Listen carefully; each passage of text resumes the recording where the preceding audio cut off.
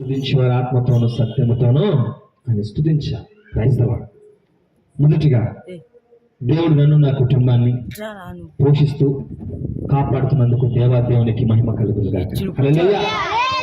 రెండవదిగా మీరు నన్ను నేను మిమ్మల్ని చూడటానికి దేవుడిచ్చిన మహా కృపను బట్టి రెండవసారి దేవునికి మహిమ కలుగునుగాక. హల్లెలూయా.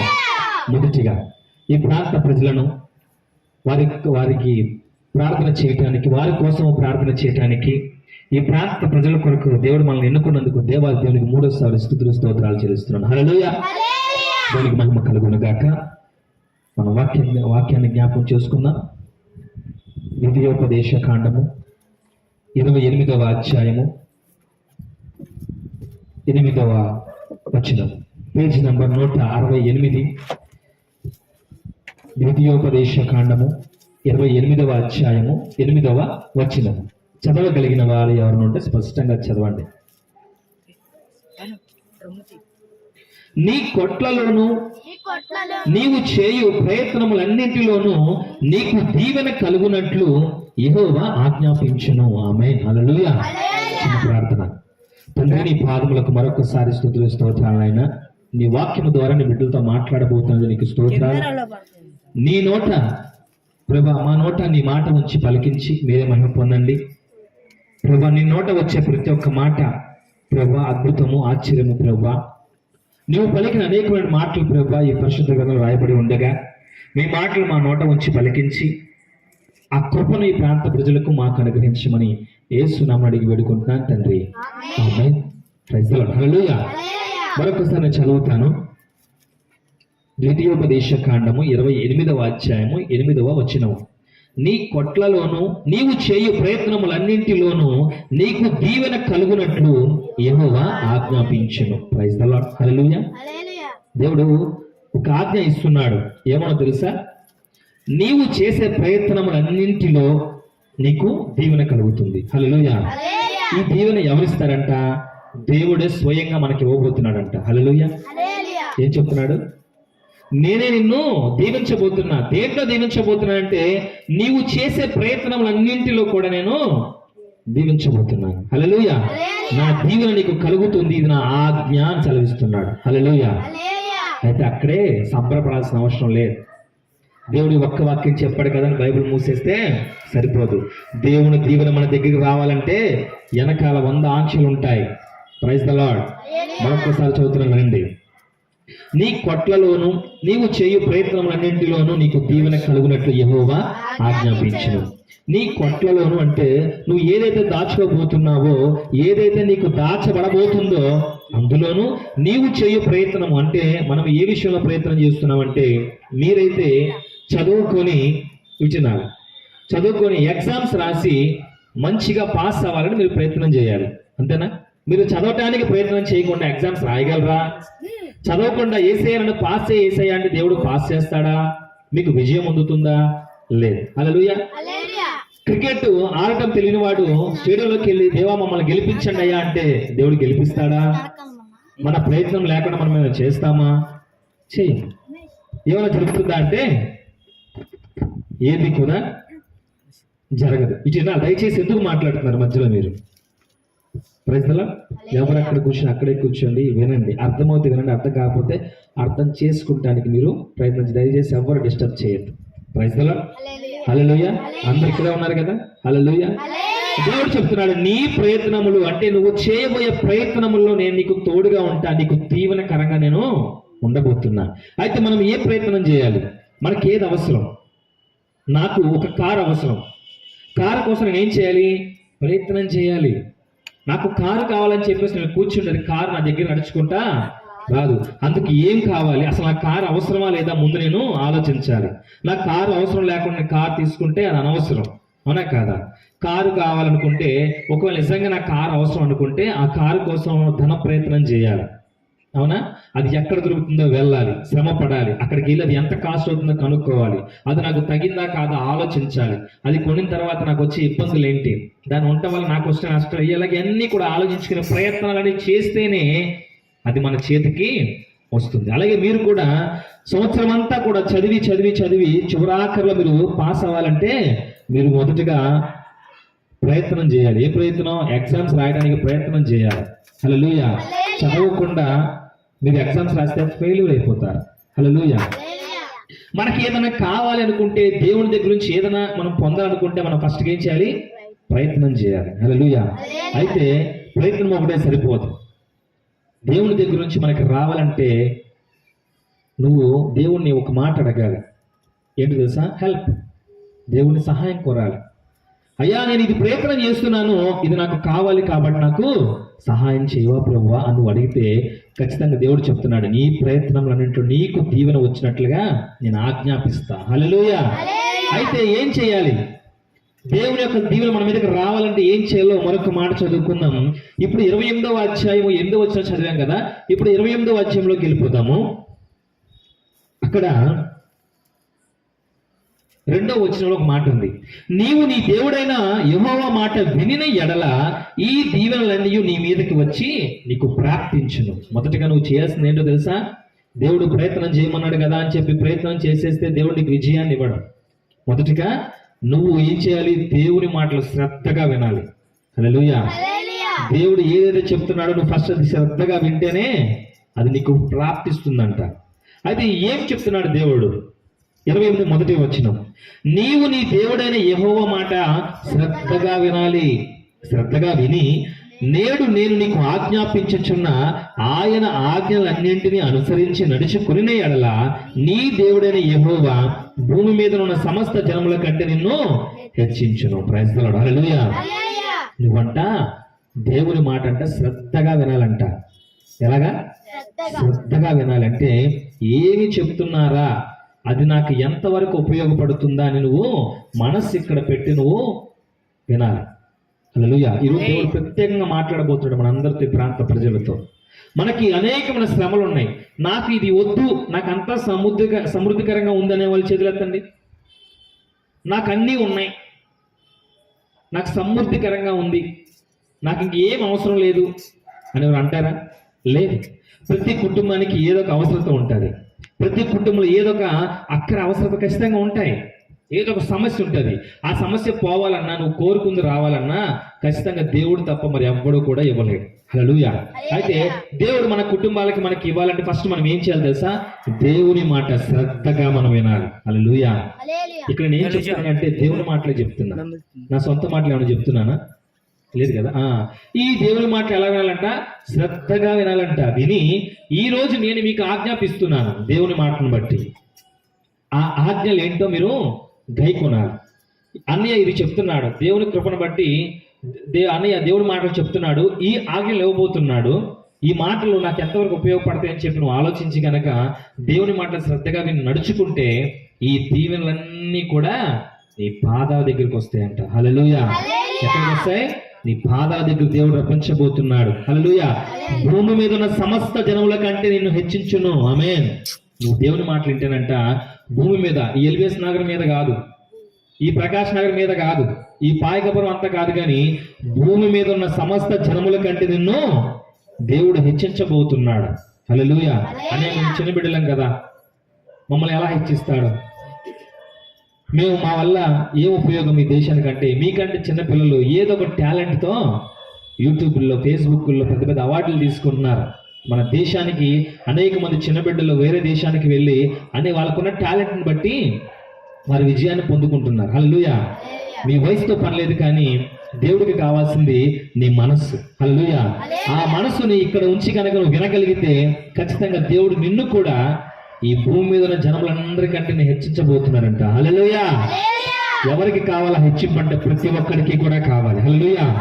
దేవుడు నన్ను హెచ్చించాలి, రమేష్ని హెచ్చించాలి, తల్లి గారిని హెచ్చించాలి, ఇక్కడున్న మీ అందరినీ కూడా దేవుడు హెచ్చించాలి. మీ కుటుంబాల్లో మీరు హెచ్చింపబడాలి. హల్లెలూయా. మిమ్మల్ని బట్టి మీ యొక్క తల్లిదండ్రులు ఆనందపడాలి, గర్వపడాలి. నా బిడ్డ నేను కన్నందుకు నేను గర్వపడుతున్నాను. ఈరోజు ఏ తల్లిదండ్రులు అంత గర్వపడుతున్నారు పిల్లల్ని బట్టి? పిల్లలు చిన్న చిన్న పిల్లలు బూతు మాటలు మాట్లాడుతుంటే చిన్నప్పుడు సరదాగా ఉంటది, కానీ పెద్ద తర్వాత ఆ తల్లిదండ్రులు వీళ్ళు తిడతారు బూతులు. హల్లెలూయా. అప్పుడు వాళ్ళు సంతోషంగా ఉంటారు. తల్లిదండ్రులు ఎంత బాధపడతారు. అదే వాడు చిన్నప్పుడే వాడు బూతులు తిడుతున్నప్పుడు వాడిని గద్దించగలిగితే వాడు రేపటి రోజు నా బూతులు మాట్లాడడం, మంచి మాటలు నేర్చుకొని లోకంలోకి వెళ్ళి నీకు మంచి పేరు తెస్తాడు. హల్లెలూయా. అంతేందుకు ఎలిపేస్ నగర ప్రాంతాన్ని తీసుకుందాం. అనేక మంది బిడ్డలు ఉంటున్నారు. అనేక మంది బిడ్డల ద్వారా ఏ తల్లిదండ్రులు సంతోషపడుతున్నారు? మీరు దేవుని పని చేస్తున్నారు, మీరు ప్రార్థన చేస్తున్నారు, పాటలు పాడుతున్నారు. మిమ్మల్ని బట్టి మీ తల్లిదండ్రులు కొంచెమన్నా సంతోషపడుతున్నారు. అవునా కదా? హల్లెలూయా. అది ఒక దొంగలుగానో చెడ్డ పిల్లలుగానో పిలువబడితే మీ తల్లిదండ్రులు సంతోషపడతారా? లేనే లేదు. హల్లెలూయా. హెచ్చింపు. ఈ రోజు నీ కుటుంబంలో నువ్వు హెచ్చింపుగా ఉన్నావు. అయితే దేవుడు చెప్తున్నాడు, నా మాటలు మీరు శ్రద్ధగా వింటే ఎవరైనా కావచ్చు. హల్లెలూయా. ఈ మైక్ శబ్దం ద్వారా ఎవరింటున్నారో నాకైతే తెలియదు, కానీ వారికి కూడా దేవుడు చెప్తున్నాడు, ఈ రోజున మీరు శ్రద్ధగా నా మాట వింటే మీరు అనగదొక్కబడ్డారా? మీరు అవహేళన చేయబడుతున్నారా? అపహాసం చేయబడుతున్నారా? నాకు తెలియదు, కానీ ఈ రోజు దేవుడి మాటలు వినగలిగితే దేవుడు సెలవిస్తున్నాడు, భూమి మీద ఉన్న జనముల కంటే నేను హెచ్చించబోతున్నాను. ఎలా హెచ్చిస్తానో మీకు అనవసరం. దేవుడు సెలవిస్తున్నాడు, నేను హెచ్చిస్తాను అంతే. Praise the lord. మరొక మాట, నీవు నీ దేవుడిని యెహోవా మాట వినిన ఎడల ఈ దీవెనలన్నీ కూడా నీ మీదకి వచ్చి నీకు ప్రాప్తించును. హల్లెలూయా. ఇందాకట్లేమో ఆయన మాట మీద శ్రద్ధ పెట్టాలంట, మనస్సు పెడితేనే కానీ మనం వినలేము. ఇక్కడ మళ్ళీ ఏమంటున్నాడు, నీ దేవుని మాట వినిన ఎడల. హల్లెలూయా. అక్కడేమో శ్రద్ధగా వినమంటున్నాడు, ఇక్కడేమో వినమంటున్నాడు. అంటే మొదటి మాటలోనేమో శ్రద్ధగా వినండి అన్నప్పుడు మీరు శ్రద్ధగా వినడానికి మనసు పెడతారు. రెండవసారి మరలా దేవుడు సెలవిస్తున్నాడు, నా మాటలు నీవు నీ దేవుడైన యెహోవా మాట వినిన ఎడల ఈ దీవెనలన్నీ కూడా నీ మీదకి వస్తాయి. నీవు నా మాట వింటే నా దీవెనలన్నీ కూడా నీ మీదకి వస్తాయని దేవుడు సెలవిస్తున్నాడు. హల్లెలూయా. మొదట్లోనేమో నీవు నా మాట శ్రద్ధగా వింటే ఈ భూ జనములందరికంటే నేను హెచ్చిస్తానని సెలవిస్తున్నాడు, వాగ్దానం చేస్తున్నాడు. రెండవది, నా మాటలు కనుక నువ్వు వింటే ఈ దీవెనలన్నీ కూడా నీ మీదకి వస్తాయి. ప్రతి ఒక్కరికి దీవెనలు కావాలి, ఆశీర్వాదాలు కావాలి. శాపాలు ఎవరికైనా కావాలా? మీకు నష్టాలు ఎవరికైనా కావాలా? లేకపోతే అవమానపరచడం ఎవరికైనా కావాలా? ఏడవటం ఎవరికైనా కావాలంటే ఎవరికి ఏడవటం కానీ శపించబడటం ఎవరికి వద్దు. అందరూ కోరుకునేది దేవుడి దగ్గర నుంచి ఆశీర్వాదాలు, దీవెనలే. హల్లెలూయా. అదే మనకి మంచి తప్ప శాపాలు మనకి మంచి ఏమాత్రము కావు. అయితే దేవుడు చెప్తున్నాడు, అయితే ఆ దీవెనలు లేదా ఈ యొక్క ఆశీర్వాదాలు నీ మీదకి రావాలంటే నువ్వు నా మాట వినాలి. Praise the lord. అయితే అయ్యా నీ మాట వింటాను, నేను ఎలాగా అవుతానంటే, నీవు నీ పట్టణంలో దీవించబడుదువు, పొలంలో దీవింపబడుదువు, నీ గర్భఫలము, నీ భూఫలము, నీ పశువుల మందలు, నీ యొక్క దుక్కిడెద్దులు, నీ గొర్రె మేకల మందలు దీవింపబడను, నీ గంపయు పిండి తీసుకుని తొట్టియు దీవింపబడు. అంటే దేవుడు చెప్తున్నాడు, నువ్వు ఒక్కదానివి ఆశీర్వదించబడవు. అర్థమవుతుందా? దేవుని మాట మనము శ్రద్ధగా వింటే మన మొత్తమే కాదు, నువ్వు ఏది పట్టుకుంటావో అది కూడా దీవించబడుతుందంట. హల్లెలూయా. నీ కుటుంబంలో ఎవరైతే ఉంటారో వాళ్ళు కూడా దీవించబడతారంట. ఇక్కడ ఏం చెప్తున్నారో తెలుసా? నీ పశువుల మందలు, నీ దుక్కిటెక్తులు, నీ గొర్రె మేకల మందలు, ఇవన్నీ కూడా దేవుని మాట వింటాయా? వాటికి తెలుస్తుంది దేవుని మాట కాదని. ప్రకృతి దేవుని స్తుతిస్తుంది. హల్లెలూయా. అయితే ఇవన్నీ కూడా ఏమనంటే నీ గొర్రె మందలు, నీ దుక్కిడెద్దులు. అంటే నువ్వు దేవుని మాట వింటే చాలు, దేవుడు నీతో పాటు నీ కుటుంబంలో ఉన్న ప్రతి వస్తువును దేవుడు దీవించబోతున్నాడు. హల్లెలూయా. ఆఖరికి నువ్వు పిండి పిసికి నీ తొట్టి కూడా, అంటే పాత్ర, నువ్వు ఏది పట్టుకుంటావో అది కూడా ఆశీర్వదించబడుతుంది. హల్లెలూయా. నువ్వు ఎక్కడికి వెళ్ళినా ఆశీర్వాదకరంగా ఉంటావు. నువ్వు ఏ కుటుంబానికి వెళ్ళినా ఆ కుటుంబం ఆశీర్వదించబడుతుంది. నువ్వు ఎక్కడ ప్రార్థనకి వెళ్ళినా నువ్వు ప్రార్థనకి వెళ్ళే చోట ఆశీర్వదించబడతారు. హల్లెలూయా. అంటే నువ్వే ఒక దేవదూతలాగా దేవుడిని చేయబోతున్నాడు. హల్లెలూయా. అంటే దేవుని మాట కనుక సపోజ్ లక్కీ విన్నాడు అనుకో, లక్కీ దేవుని మాట విని దేవుని యందు భయభక్తులు కలిగి జీవించడానికో, దేవుడు లక్కీని ఆశీర్వదించడానికో, లక్కీ మా ఇంటికి వస్తే మా ఇల్లు కూడా ఆశీర్వదించబడుతుంది. లక్కీ హారిక వాళ్ళ ఇంటికి వస్తే హారిక వాళ్ళ ఇల్లు కూడా ఆశీర్వదించబడుతుంది. రమేష్ వాళ్ళ ఇంటికి లక్కీ వెళ్తే రమేష్ వాళ్ళ ఇల్లు కూడా ఆశీర్వదించబడుతుంది. ఈ ఆశీర్వాదము దేవుని మాటని ఒక్కడితోనే అయిపోదు. వాడు ఏ కుటుంబానికి వెళ్ళినా, ఏ ఇంటికి వెళ్ళినా ఆ కుటుంబము, ఆ ఇల్లు కూడా ఆశీర్వదించబడుతుంది. ఈ రోజు ఇక్కడ మీరందరూ కూడా ఆశీర్వాదానికే పిలువబడ్డారు. దేవుని వాక్కు సెలవిస్తుంది, నువ్వు ఆశీర్వాదానికి వారసుడిగా పిలువబడ్డావు తప్ప మరి దేనికి పిలువబడలేదు. దేవుని మందిరానికి ఈ రోజు మీరు వచ్చారంటే దేవుడు మిమ్మల్ని ఆశీర్వదించడానికి మాత్రమే పిలిచాడు తప్ప నిన్ను శపించడానికి పిలవలేదు. హల్లెలూయా. మనం ఇక్కడికి వచ్చాము అంటే టైం పాస్కి రాలేదు. దేవుడి ప్రణాళిక ఉంది కాబట్టి ఈరోజు నువ్వు కానీ నేను కానీ ప్రాణాలతో ఉన్నాం, సజీవులుగా ఉన్నాం, దేవుని కృపను బట్టి మాట్లాడుతున్నాం, తినగలుగుతున్నాం. ఈ యోగ్యత లేక అనేక మంది బాధపడుతున్నారు. నేను ఫేస్బుక్లో కొన్ని వీడియోస్ చూస్తాను. చేతులు కాళ్ళు లేని చిన్న చిన్న బిడ్డలను చూస్తూ ఉంటాను. వాళ్ళు మనలాగా తినలేరు, మనలాగా నడవలేరు. కొంతమంది పిల్లలైతే పాపం నోరు కదపలేని పరిస్థితి, వారికి నోరు లేదు, కానీ తల్లిదండ్రులు వాళ్ళని ఇంకా సాగుతూనే ఉంటారు. Praise the lord. ఆ కుటుంబాలను దేవుడు దీవించును గాక.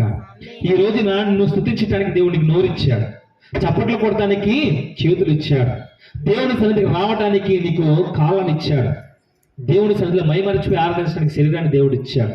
ఈ అవయవాలు సరిగ్గా లేక అనేక మంది రోడ్డు మీద ఎలా తిరుగుతున్నారో చూస్తున్నారా? ఆ స్థితి మనకి లేకుండా దేవుడు చేసినందుకు దేవునికి మహిమ కలుగును గాక.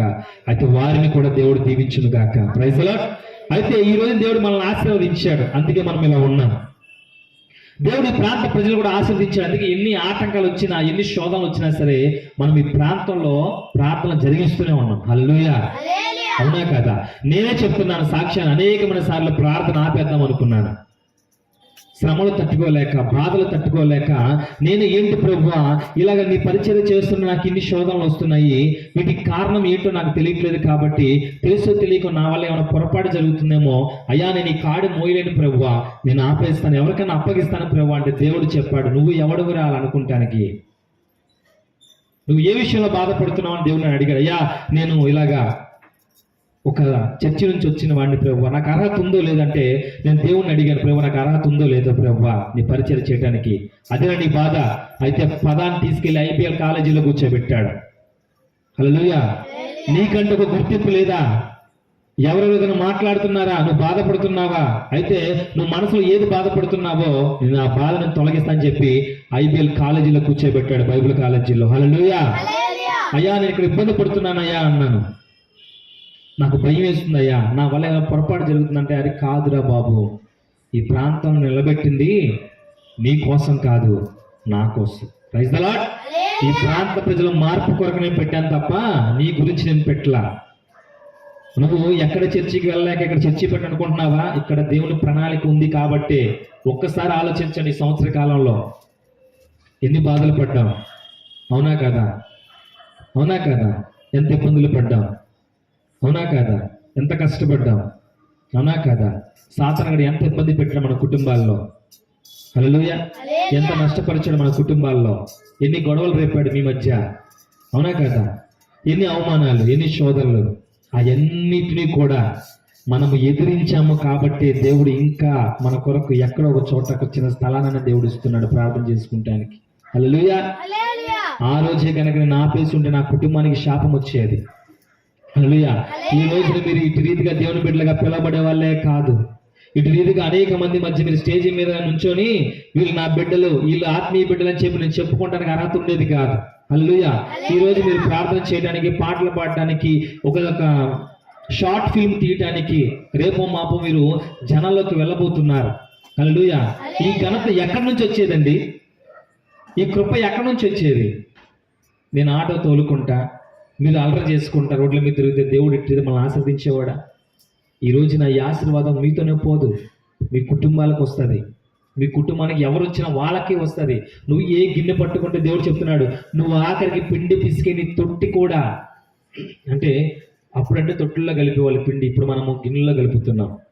అంటే నువ్వు ఏ పాత్ర పట్టుకున్నా ఆ పాత్ర కూడా ఆశీర్వదించబడుతుందంట. హల్లెలూయా. ఇది నా మాట కాదు, దేవుని మాట. హల్లెలూయా.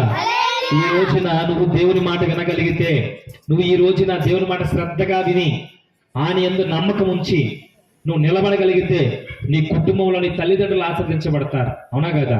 నా మాట దేవుడు సెలవిస్తున్నాడా? నువ్వు పట్టణంలో దీవించబడతావంట, నువ్వు పొలంలో దీవించబడతావంట, నువ్వు ఎక్కడికి వెళ్ళినా దీవించబడతావంట, నీ గృహంలో ఎవరున్నా దీవించబడతారంట. ఇంకేం కావాలి మనకి? హల్లెలూయా. ఒక ₹1,00,00,000 అక్కడ పెట్టి, దేవుని దీవెన ఎక్కడ పెట్టి, నీకు దీవెన కావాలా, ₹1,00,00,000 కావాలంటే ఏం కోరుకుంటారు? Praise the lord. అయితే మనుషులైతే ₹1,00,00,000 ఎక్కడ పెట్టుకుంటారు? ఎందుకో తెలుసా? డబ్బు కోసం ఈ ప్రపంచం బతుకుతుంది కాబట్టి డబ్బే కోరుకుంటారు. అయితే నేను ఒక మాట సెలవిస్తాను, డబ్బు ఏం చేస్తుంది? దీవెన ఏం చేస్తుంది? హల్లెలూయా. మీకు ఒక కథ, ఒక ఉపమానం చెప్తా. హల్లెలూయా. ఒక భక్తుడు దేవునికి ప్రార్థన చేస్తున్నాడు. ఇది మీకు కేవలం కథ మాత్రమే, అయితే మీకు అర్థం అవ్వాలని చెప్తున్నాను. ఒక భక్తుడు, దేవుని యందు భయభక్తులు కలిగినటువంటి వ్యక్తి దేవునికి ప్రార్థన చేస్తున్నాడు. ప్రభువా నన్ను ఆశీర్వదించు, ప్రభువా దయచేసి నాకు ఒక్కసారి కనిపించు, దేవా నాకు ఒక్కసారి కనిపించు అంటే దేవుడు ఏం చేశాడంట, ఆ వ్యక్తికి కనిపించాడు. నా కుమారుడా, ఎందుకు ఇంత ఇదిగా గట్టిగా ప్రార్థన చేస్తున్నావు? ఏం బాధ వచ్చింది నీకు? ఏమైంది నాన్న చెప్పు. ఇదిగో దేవాదేవుడు నేను నీ ముందుకు వచ్చా, ఏం కోరుకుంటావు కోరుకో అంటే ఆ యొక్క భక్తుడు చెప్తున్నాడు, అయ్యా నాకు ఒక్క వరం ఇవ్వా. ఏంటి చెప్పు అంటే, ఈ భూప్రపంచం మీద అందరికీ ఏం చే ధనాన్ని ఇవ్వ ప్రభువా అన్నాడంట. అదేంటి? నువ్వు కదా ప్రార్థన చేసావు, నువ్వు కదా నన్ను కోరుకున్నావు, సరే నీకేం కావాలో అడిగంటే, నాకు కావాల్సింది ఇదేనయ్యా. ఏం తెలుసా, పేదరికంలో ఉన్న జనాలందరూ కూడా అందరికీ కూడా మనిషికి వచ్చి కోటి రూపాయలు ఇచ్చేయన్నాడంట. ఎంత? దేవుడు చెప్పాడంట, మరొక్కసారి అడుగుతున్నాను, నువ్వు అడిగి నేను ఇవ్వడానికి సిద్ధంగా ఉన్నా. నీకు దీవించడం కావాలా, డబ్బు కావాలా అంటే, అయ్యా నా ఒక్కడికే కాదు, ఇది నా స్వార్థపూరిత, నా ఒక్కడికే ₹1,00,00,000 కోరుకుంటే అది స్వార్థం కదా, నువ్వు మెచ్చుకో కదా. అందుకే నువ్వు ఇచ్చిన ఈ ప్రజలందరికీ కూడా నువ్వు మనిషికి ₹1,00,00,000 అన్నాడండి. అందరికీ మనిషికి ₹1,00,00,000 నువ్వు ఇచ్చేయి, నా దీవెన వద్దా? అయ్యా నీ దీవెనైనా నాకు కావాల్సిన ధనమే కదా ప్రభువా, నీ దీవెన నాకు ఒక్కడికే, కానీ నేను కోరుకునేది ఈ ప్రపంచంలో అందరికీ కావాలి కదా, కాబట్టి ఈ ప్రపంచంలో అందరికీ కూడా మనిషికి ₹1,00,00,000 అని కోరుకున్నాడంట. దేవుడు అన్నాడంట, సరే నువ్వు కోరుకున్నట్టుగా ఈ భూ ప్రపంచంలో ఎంతమంది అయితే ఉన్నారో అంతమందికి కూడా వారి కుటుంబాల్లో, వారి గృహాలకు ₹1,00,00,000 దొరుకును గాక దీవించాడంట. ఇది కేవలం కథ మాత్రమే, అర్థం చేసుకోండి. ఏం చెప్పాడు? ఆ భక్తుడు కోరుకున్న కోరికను బట్టి దేవుడు ఆశీర్వదించాడు. ఏమని? నువ్వు కోరుకున్న విధంగానే ఈ భూ ప్రపంచంలో ఉన్న ప్రతి కుటుంబంలో, ప్రతి గృహంలో ఒక్కొక్క ₹1,00,00,000 ఉండును గాక అన్నాడంట. అలాగే ప్రతి కుటుంబంలో, ఈ ప్రపంచంలో అన్ని దేశాల్లో, అన్ని కుటుంబాల్లో కూడా ₹1,00,00,000 దేవుడు ఆశీర్వదించేశాడు, అందరికి ఇచ్చేశాడు. తెల్లారి లేచి చూడగానే ప్రతి కుటుంబంలో ₹1,00,00,000 ఉన్నాయి. ప్రతి కుటుంబంలో ₹1,00,00,000 ఉన్నాయి. కూలోడి చేతిలో ₹1,00,00,000 ఉన్నాయి, ధనవంతుడి చేతిలో ₹1,00,00,000 ఉన్నాయి, ఆటో తొలుకునే వాళ్ళ చేతిలో ₹1,00,00,000 ఉన్నాయి, రిక్షా తొలుకునే వాళ్ళ చేతిలో ₹1,00,00,000 ఉన్నాయి. ఇప్పుడు జరిగింది మంచి మజా ఏంటో తెలుసా? హల్లెలూయా. ఈ వ్యక్తి కాళ్ళు రగరేసుకుంటా, మీ అందరికి ₹1,00,00,000 రావడానికి కారణం నేనే, దేవుణ్ణి ప్రార్థించా, మీ అందరికి ₹1,00,00,000 వచ్చినాయి, ఇదిగో నా వల్ల ప్రపంచం ఆశీర్వదించబడింది అని కాళ్ళు రగరేసుకుంటా ఆ ₹1,00,00,000 జోలో పెట్టుకొని కారు కొనటం కోసం వెళ్ళాడు. హల్లెలూయా. ఎక్కడికి వెళ్ళాడు? కారు కొనటం కోసం షోరూమ్కి వెళ్తే షోరూమ్ మూసేసి ఉంది. ఇదేంట్రా షోరూమ్ మూసేసి ఉంది, పండగ కూడా కాదు కదా, హాలిడే కూడా కాదు కదా అని అక్కడ ఎవరు ఉంటారేమని చూశారు. ఎవ్వరూ లేరు. సరే అక్కడ నుంచి మరి ఎంత ₹1,00,00,000 తినాలి కదా, బిర్యానీ తిందామని చెప్పేసి రెస్టారెంట్కి వెళ్ళాడు. రెస్టారెంట్ కూడా మూసేసి ఉంది. ఇదేంట్రా రెస్టారెంట్ కూడా మూసేసి ఉంది అనుకొని మరలా ఏం చేస్తాడు అంటే కిరాణా కొట్టుకు కలిసి బియ్యం అన్నా కొనుక్కుందామని కిరాణా కొట్టు కూడా మూసేసి ఉంది. ఇదేంట్రా కారు కొందామని వెళ్తే కారు షోరూమ్ మూసేస్తుంది, బిర్యానీ తిందాం అనుకుంటే రెస్టారెంట్ మూసేస్తుంది, కిరాణా కొట్టుకి వెళ్ళి బియ్యం కొనుక్కుందామంటే కిరాణా కొట్టు మూసేస్తుంది, ఆకలిస్తుంది. సరే టీ షాప్ కన్నా ఇలా ఒక పన్ను కొనుక్కుందామని వెళ్తే టీ షాప్ కూడా క్లోజ్ చేసింది. వీడికి ఆకలిస్తుంది, అర్థం కావట్లా. అప్పుడు వెళ్ళి బాగుతున్నాడు ఒక కిరాణా కొట్టోడి దగ్గరికి. అయ్యా తలుపుతి తీసాడు. ఏంటయ్యా కొట్టు మూసేసావు అంటే, నాకేం పని కొట్టు తెరవడానికి, నా దగ్గర ₹1,00,00,000 ఉన్నాయి. నా కాడ ₹1,00,00,000 అంటే నేను తెస్తానయ్యా షాపు, నాకేం పని, నాకు ₹1,00,00,000 ఉన్నాయి, నువ్వేగా ప్రార్థన చేశాను అన్నావుగా, థ్యాంక్ యూ అని డోర్ క్లోజ్ చేశాడు. అరే బాబు ఆకలేస్తున్నారంటే నేను అమ్మను అన్నాడు. మరలా టీ షాప్కి వెళ్ళి వాడిని బతులు, అదే బాబు ఒక టీ అన్నా ఇవ్వరా అంటే, నాకేం పని టీ అమ్మటానికి, ₹1,00,00,000 ఉన్నాయి. రైతు దగ్గరికి పరిగెట్టాడు, పల్లెటూరికి వెళ్తుంటే సగం మధ్యలో బైక్లో పెట్రోల్ అయిపోయింది. బంకుకి వెళ్ళాడు, బంకు కూడా మూసేస్తుంది. ఎందుకని? బంకోడి దగ్గర కూడా ₹1,00,00,000. డబ్బుంటే పని ఎవడు చేస్తాడు, డబ్బుంటే నీకు ఆహారం ఎవడిస్తాడు? రైతు దగ్గరికి పరిగెట్టాడు, పరిగెట్టుకుంటా అయ్యా బాబు రైతు ఒక బస్తా బియ్యం అన్నా ఉన్నాయా, ఇదిగో 10 లక్షలు ఇస్తా అంటే, నీ 10 లక్షలు ఎవరికి కావాలరా, నా కాడ 1 కోటి రూపాయలు ఉన్నాయి. అరే బాబు 50 లక్షలు ఇస్తాను రా, వద్దు నా కాడ 1 కోటి రూపాయలు ఉన్నాయి, నీకు ఇస్తే నాకు ఎవడు పెడతాడు. హల్లెలూయా. అలాగా ఊర్లన్నీ తిరిగాడు, కనీసం ఒక మెతుకు గింజ కూడా దొరకలా. కానీ 1 కోటి రూపాయలు ఉన్నాయి, 1 కోటి రూపాయలు ఉన్నాయి. కొన్ని రోజులకి జనాలు బయటకు వచ్చేసారు. బయటకు వచ్చి చేతిలో డబ్బులున్నా ఎవడు ఏమీ అమ్మట్లా. ఎందుకని? డబ్బులు ఉన్నాయి కాబట్టి. ఎవడు పని చేయటం మానేసి ఎవడకాడు కొంతకాలం ఆనందించారు. కానీ ఆ తర్వాత బయటకు వచ్చారు, ఆహారం దొరకట్లా. రైతు కూడా పని మానేశాడు, 1 కోటి రూపాయలు ఉన్నాయని చెప్పి. అన్నం లేదు, బియ్యం పండట్లేదు, కందిపప్పు పండించేవాడు లేడు, దుంపలు పండించేవాడు లేడు, కూరగాయలు పండించేవాళ్ళు. అందరి దగ్గర 1 కోటి రూపాయలు ఉన్నప్పుడు పని ఎవడు చేస్తాడు? ఎవ్వడు పని చేయాల. కొంతకాలానికి అందరూ చచ్చిపోయారట. హల్లెలూయా. కొంతకాలానికి అందరూ చచ్చిపోయారు ఆకలితో. హల్లెలూయా. ధనము మన జీవితాలను ఎన్నడూ బాగు చేయదు. అదే వాడు కోరుకుని ఉండొచ్చు, అయ్యా నన్ను ఎలాగో కోరుకోమంటున్నావు కదా, ఈ భూప్రపంచంలో ఉన్న ప్రతి బిడ్డని ఆశీర్వదించాయా అని అంటే, ఈ భూప్రపంచ పేదలను దీవించాయా, ఈ భూప్రపంచం మీద కాళ్ళు చేతులు లేని అనాథలు అనేక మందిని వాళ్ళని కాపాడాయా, ఈ ప్రపంచంలో ఉన్న ప్రజలందరినీ కాపాడి దీవించాయా, ఎవరు ఆకలితో చావకుండా చూడయ్యా అని ఒక కోరిక కోరుంటే దేవుడు ఆనందపడేవాడు. బా ఎంత గొప్పవాడివిరా, కఠినంగా నా కొరకు ప్రార్థన చేసి నేను కనపడంగానే అయ్యా ఈ ప్రపంచంలో ఆకలి లేకుండా చూడయ్యా అని ఒక్క కోరుకుంటే నేను అలాగే చేసేవాడిని. కానీ నువ్వేం చేసావు తెలుసా? గొప్పలకి పోయావు, 1 కోటి రూపాయలు కోరుకున్నావు. నేను 1 కోటి రూపాయలు అందరికీ ఇచ్చా, ఎవడు పని చేయట్లేదు, అందరు చచ్చిపోయారు కొంతకాలానికి తిండి దొరక్క. ఆ 1 కోటి రూపాయలు తింటారా? లేదు. దేవుడు సెలవిస్తున్నాడు, ధనము కంటే నా దీవెన ఎంతో గొప్పది. ఈ రోజున ఆ దీవెన మనకు రావటం కోసం దేవుడు ఆజ్ఞాపించాడంట ఆల్రెడీగా. ఏమని? ఇదిగో సంధ్యను దీవించు, సంధ్యన ఇంట్లోకి వెళ్ళాల్సిన దీవెన నువ్వు వెళ్ళు అన్నాడు. కానీ నువ్వు సరిగ్గా మాట వినకపోతే ఆ దీవెన ఇంట్లోకి చేరదు. ఇదిగో సంతోష వాక్యం చెప్తున్నాడు. సంతోష వాక్యాన్ని బట్టి ఇదిగో సంతోషం రావాల్సిన దీవెనలన్నీ కూడా ఆ కుటుంబానికి వెలుగుగాక అని దేవుడు ఆజ్ఞాపించేశాడు. అయితే నేను దేవుని మాట సరిగ్గా వినకపోతే ఆ దీవెనలు నా ఇంటికి చేరు. దేవుడు చెప్తాడు, నేను ఆజ్ఞాపించేసా, ఆల్రెడీ నేను ఆజ్ఞాపించేశాను.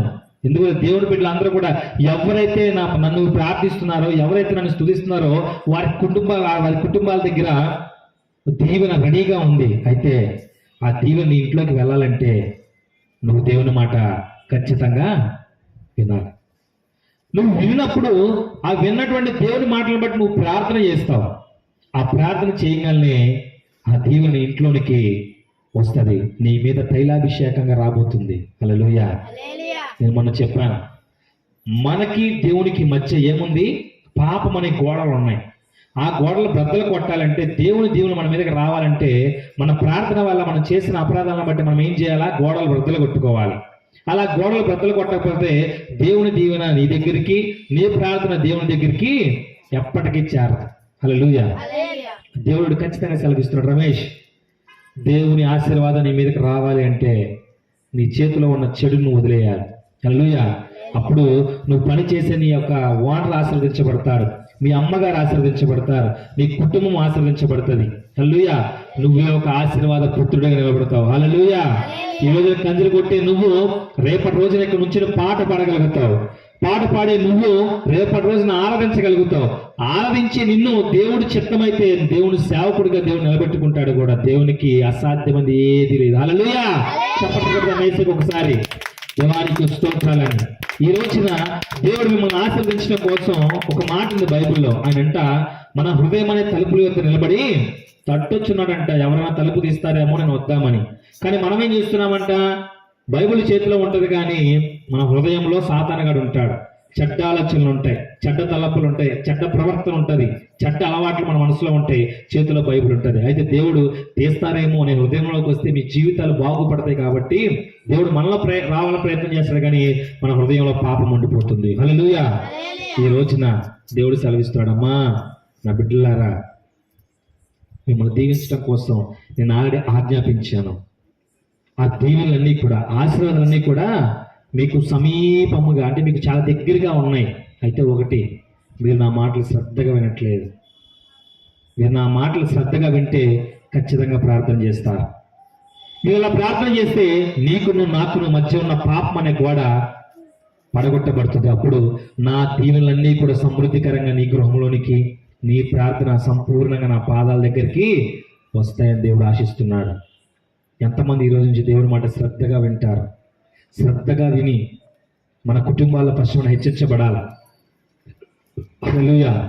మన మాట మారాలి, మన చూపు మారాలి, మన ప్రవర్తన మారాలి, మన ఆలోచనలు మారాలి, మన నడవడిక మారితే దేవుడు ఈ భూ ప్రపంచం మీద జనముల కంటిని హెచ్చరించడానికి దేవుడు సిద్ధంగా ఉన్నాడు. హల్లెలూయా. ఈ రోజు ఎలిబేస్ నగర ప్రాంతంలో ఉన్న నిన్ను దేవుడి మాట శ్రద్ధగా వింటే రేపు విదేశాల్లో దేవుడిని నిలబెట్టి వాడుకోబోతున్నాడు. హల్లెలూయా. ఎంతమంది మన భారతదేశం నుంచి సేవకులు లేదా ఇంజనీర్లు, సైంటిస్టులు దేశాలకు వెళ్ళాలా? అవునా కాదా? అవునా కాదా? చెప్పులు కుట్టుకున్న అబ్రహాం లింకను అమెరికాకి ప్రెసిడెంట్ అయ్యాడంట. నమ్ముతారా? లేదా? చాయ్ వాలా అంటే టీ అమ్ముకునే మోడీ గారు మనకి ప్రధానమంత్రి అయ్యాడు. తెలుసా? అవునా? అవునా కదా? అబ్దుల్ కలాం గారు పేపర్ వేసేవాళ్ళంట. తెలుసా? అంటే వాళ్ళు అనుకున్నారా ఈరోజు నేను టీ కాస్తున్నాను అప్పుడెప్పుడు ప్రధాని అవుతున్నాను? అనుకోలేదు. వాళ్ళు వినిన మాటలు శ్రద్ధగా విన్నారు. వాళ్ళని తీసుకెళ్లి దేవుడు ఉంచోపెట్టాడు. అయితే వారు ఏ ఆలోచనలో ఉన్నా సరే వారు ఎన్నుకున్నది కొన్ని మంచి మాటలు వినుంటారు. ఈరోజు దేవుడు కృపను బట్టి మనం దేవుడి మాటలే వింటున్నాం. వాళ్ళు లోకానుసరమైన మాటలు విని చదువుకున్నారేమో, గొప్పగా చదువుకొని వాళ్ళు మంచిగా వినుంటారు. వాళ్ళ చదువు మీద వాళ్ళు శ్రద్ధ పెట్టారు కాబట్టి వాళ్ళు ఈ రోజున విజయాన్ని సాధించారు. ఈరోజు దేవుడి మాటల మీద శ్రద్ధ పెట్టు, దేవుడు నిన్ను కలిగి రేపు రోజున దేవుని బిడ్డగా పిలువబడతావు. హల్లెలూయా. కాబట్టి దేవుని బిడ్డలారా, దేవుడు సెలవిస్తున్న మాట, నేను నిన్ను ఆశీర్వదించడానికి, నిన్ను దీవించడానికి నేను సిద్ధంగా ఉన్నాను. అయితే నువ్వు నా మాట శ్రద్ధగా వినాలి. అలా శ్రద్ధగా వింటే ఈ రోజున నువ్వు నీ ఇంట్లో ఆశీర్వదించబడతావు, నువ్వు స్కూల్లో ఆశీర్వదించబడతావు, నీ ప్రాంతంలో ఆశీర్వదించబడతావు, నువ్వు పట్టుకునే పాత్ర కూడా ఆశీర్వదించబడుతుంది, నీ తల్లిదండ్రులు ఆశీర్వదించబడతారు, నీ గృహం ఆశీర్వదించబడుతుంది, నీ ఆరోగ్యము కుదుటపడుతుంది. హల్లెలూయా. వెళ్ళాము, వచ్చాము, ఆదివారం వెళ్ళాము, శుక్రవారం ప్రార్థనకి వెళ్ళాము, ఏదో వచ్చేసాము, అంతే అయిపోయింది. చర్చిలో ఏం చెప్పారంటే ఏమో నాకు తెలియదు. అలా ఉంది క్రైస్తవత్వం. క్రమం తప్పకుండా వెళ్ళే వాళ్ళు ఉన్నారు కానీ స్థిరంగా లేదు. ఎక్కడో అద్భుతాలు జరుగుతాయంటే అక్కడికి వెళ్తారు, కానీ అక్కడికి వెళ్ళినా స్థిరంగా ఉంటారంటే ఉండము. ఎందుకో తెలుసా? మనకు కావాల్సిన అద్భుతాలు అలా జరగాలంటే నువ్వు ఫస్ట్ దేవుని మాటలు శ్రద్ధగా వినాలి. నువ్వు దేవుని మాటలు శ్రద్ధగా వినకపోతే నువ్వు 100 చర్చిలకు వెళ్ళిన ఒక పాట ఉంది, 10 చర్చిలు తిరుగుతావు, పనికి రాకపోతావు, ఏందిర పెద్దన్నో. పాడండి. ఏందిర పెద్దన్నో, ప్రార్థనకు వచ్చిన పాటలు పాడిన మాటలు మారవుగా, ఏందిర చిన్నన్నో,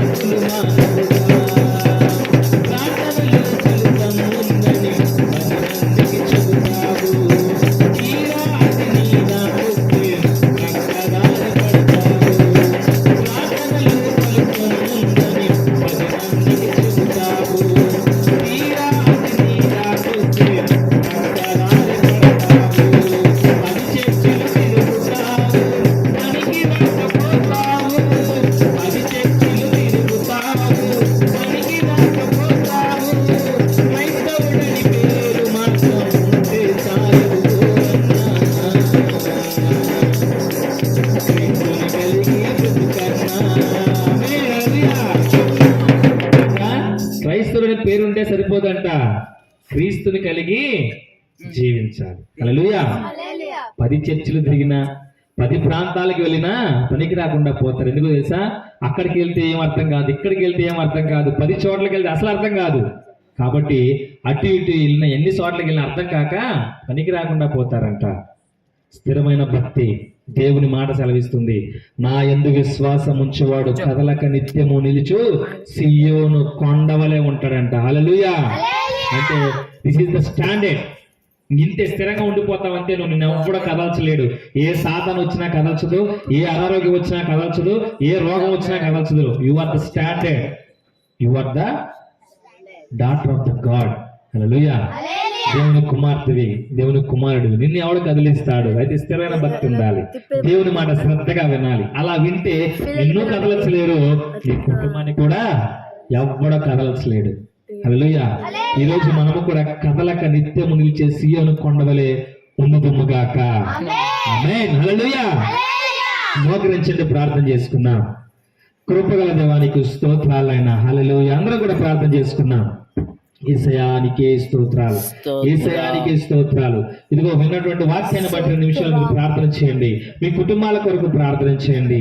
కృపగల దేవా, ఎంత గొప్ప దేవుడు నాయనా. తండ్రి, నీ దీవెన మా కొరకు సిద్ధముగా ఉన్నదా? నువ్వు ఆజ్ఞాపించావా మమ్మల్ని దీవించడానికి? అయితే మేమే నీ మాట శ్రద్ధగా వినట్లేదని సెలవిచ్చావే. గొప్ప దేవుడా, ఈ క్షణం నుంచి నాయనా నువ్వు పలికిన మాటను బట్టి నా ప్రభువా నీ మాట శ్రద్ధగా విని తండ్రి నీ కృపను, నీ దీవెన, నీ ఆశీర్వాదాన్ని మేము పొందుకుంటాం నా ప్రభువా. దేవానికి స్తోత్రాలైనా. యేసయ్య నీ పాదములకు స్తోత్రాలు నా తండ్రి. ఆశీర్వాదానికి వారసులకు పిలిచావు నా ప్రభువా. మేము నీ యొక్క వారసులము తండ్రి. నీ కృపతో ఇదిగో ఎవరైతే యంత్ర శబ్దం ద్వారానో, ఎవరైతే ఈ బిడ్డల ద్వారా విన్నారో నా ప్రభువా, వారందరినీ మీరు క్షేమంగా ఆశీర్వదించండి. ఈ దినం నుంచి వారిని మాటలు శ్రద్ధగా విని మంచిగా నడుచుకొని నీ మార్గంలో నడిచి నా ప్రభువా నీ దీవులన్నీ కూడా వారు పొందుకొని ఆశీర్వాద పుత్రుల్లాగా ప్రభువా, ఆశీర్వాద పుత్రికల్లాగా నా తండ్రి నీ బిడ్డలు ఆశీర్వదించబడును గాక. వారు ఎక్కడికి వెళ్తారో, ఏ గృహాలు అడుగు పెడితే ఆ గృహము ఆశీర్వదించబడును గాక. తండ్రి, ఏ వస్తువు పట్టుకుంటారో ఆ వస్తువు ఆశీర్వదించబడును గాక. ప్రభువా, వారు ఎక్కడికి వెళ్ళి ప్రార్థన చేస్తారో ఆ యొక్క కుటుంబాలు ఆశీర్వదించబడును గాక నా ప్రభువా. నీ కృపతో ఉన్న బిడ్డలందరినీ కూడా ఆశీర్వాదకర వారసుల్లాగా మీరు ఆశీర్వదించమని మనవి చేస్తున్నాను ప్రభువా. నీ కృపతో ఈ దినపు దేవునితో నింపి ఆశీర్వదించమని విత్తబడిన వాక్యాన్ని బట్టి ప్రభువా నీ బిడ్డలతో స్పష్టంగా మాట్లాడిన పరమ తండ్రి నీకే మహిమ ప్రభువా. నన్ను ఒక పాత్రగా వాడుకున్న దేవా నీకు స్తోత్రాలు. నన్ను కూడా ఆశీర్వదించండి. నన్ను కూడా ఆశీర్వాదకర పుత్రుల్లాగా వారసులుగా నియమించిన ప్రభువా నీ కృపతో నడిపించమని నీ పాదములకు స్తోత్రాలు చెల్లిస్తూ, ఎవరైతే ప్రభు యంత్ర శబ్దం వింటున్నారో తెలుసో తెలియక వారిలో ఏమైనా లోపం ఉంటే సరిచేసిన ప్రభువా ఆ కుటుంబాన్ని కూడా దీవించి ఆశీర్వదించమని నీకు మహిమ చెల్లిస్తూ నా ప్రభువా. ఈ రోజు ప్రభు మీరు మాట్లాడారు, నీ మాటలను బట్టి, నీ ఆజ్ఞలను బట్టి ప్రభువా మేము నడుచుకొని నిన్ను మహిమపరిచి, నిన్ను తృప్తిపరిచిన ప్రభువా, నిన్ను స్తుతించి ఆరాధించిన ప్రభువా నా తండ్రి నీవేనని, నా దేవుడవు నీవేనని నా ప్రభువా ఈ ప్రాంత ప్రజలకు మేము ప్రకటించే కృప దయచేయమని నీకే మహిమ చెల్లిస్తూ అనేక మంది మార్పు చెంది ప్రభువా నీ సన్నిధికి రావటానికి అనేకమైన విషయాలు నేర్చుకుని ప్రతిదినము మార్చుకునే కృపను ఈ ప్రాంత బిడ్డలకు అనుగ్రహించి మీరే మహిమ పొందమని నీ పాదములకు స్తోత్రాలు చెల్లిస్తూ మా ప్రభు అయిన యేసుక్రీస్తు నామం పేరిట ఈ ప్రార్థన ఆలకించి ఈ ప్రాంత ప్రజలను దీవించి ఆశీర్వదించమని అడిగి వేడుకుంటున్నాను నా పరమ తండ్రి. ఆమేన్, ఆమేన్, ఆమేన్. యేసు రక్తమే జయం.